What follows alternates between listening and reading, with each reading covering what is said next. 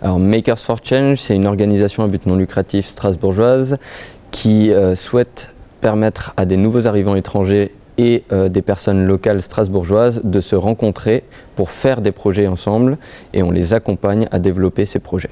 Le FSE nous a permis de développer notre premier grand projet expérimental qui s'est déroulé en 3 phases, avec une première phase qui était d'accompagner des nouveaux arrivants étrangers, donc entendu des personnes réfugiées et des personnes en situation de demande d'asile, de développer des projets artistiques à travers l'utilisation des outils numériques. C'était dans un premier temps.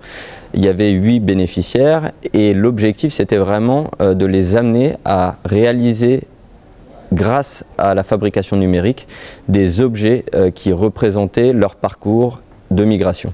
Dans un second temps, on a développé une exposition qui s'intitule Strasbourg Invisible et qui avait pour objectif d'amener nos participants, donc toujours des personnes réfugiées, à réaliser une exposition pour montrer leur vision de Strasbourg, nouveau territoire d'accueil. L'objectif, c'était d'améliorer leurs compétences en français, de rencontrer des personnes locales et donc de favoriser leur inclusion, mais aussi de reprendre confiance en leur potentiel créatif et artistique.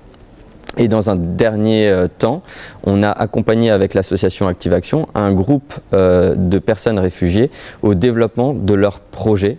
Et donc ça s'est matérialisé par la réalisation d'une journée au profit des enfants qui n'ont pas les moyens de partir en vacances et des expressions de rue, du street art. Donc le FSE nous a permis, grâce aux micro-projets innovants, de développer notre premier long projet construit avec différentes associations comme Active Action. Il y a 3 grands axes qui sont favoriser l'inclusion des personnes issues de la migration forcée, de développer leur confiance en eux et leur capacité à agir, et en 3, de développer leurs compétences en français, langue étrangère. Alors le FSE nous a permis tout d'abord de réaliser notre premier gros projet collaboratif sur une période de 9 mois, mais également à financer une grosse partie qui était la recherche, tout ce qui est recherche et développement. Dans l'innovation sociale, la recherche et le développement sont très importantes et sont très peu financées. Et en ce sens, le FSE nous a permis de développer notre projet, de rencontrer des acteurs, de créer des liens avec de nouveaux partenaires pour nous développer aujourd'hui.